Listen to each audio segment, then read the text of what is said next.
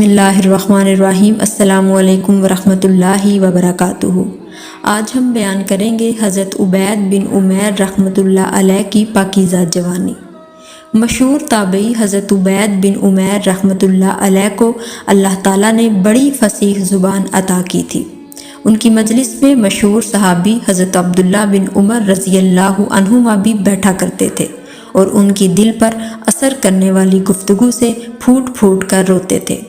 मक्का मुकरमा में एक जवान औरत थी, शादीशुदा थी। अल्लाह ताला ने उसे गैर मामूली हुस्न से नवाजा था।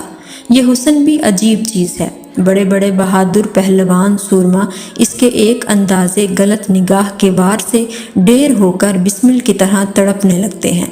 वो बहादुर जो किसी के वार में न आता हो, बसा औकात हुस्न की एक बोली सी नज़र से उसके कल्बो जिगर की हालत दगरगूं हो जाती है।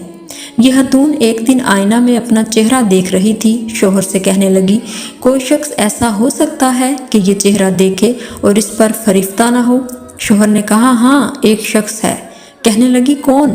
कहा, उबैद बिन उमैर। उसे शरारत सूझी, कहने लगी, आप मुझे इजाज़त दें, मैं उन्हें अभी असीर मोहब्बत बनाए देती हूँ। शोहर ने कहा, इजाज़त है। वो उबैद बिन उमैर के पास आई और कहा, मुझे आपसे तन्हाई में एक ज़रूरी मसाला पूछना है।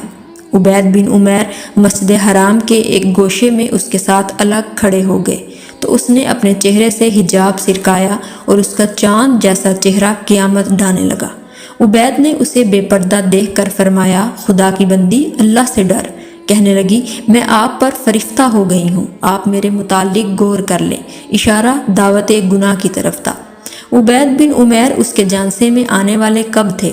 उन्होंने उससे कहा, मैं तुझसे चंद सवालात पूछता हूँ, अगर तूने सही और दुरुस्त जवाबात दे दिए तो मैं तेरी दावत पर गौर कर सकता हूँ। उस औरत ने फ़ौरन खामी भर ली। फरमाया, मौत का फरिश्ता तेरी रूह कब्ज़ करने आ जाए, उस वक्त तुझे ये गुनाह अच्छा लगेगा? कहने लगी, हरगिज़ नहीं।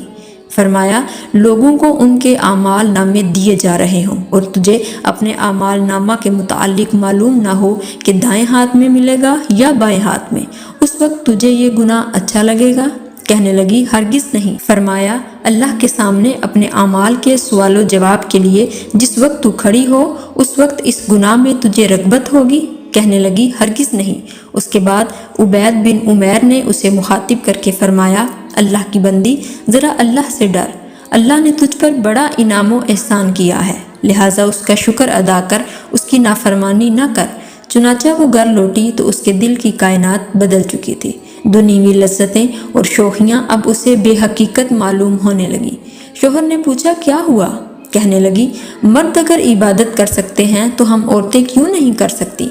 हम क्यों पीछे रहें?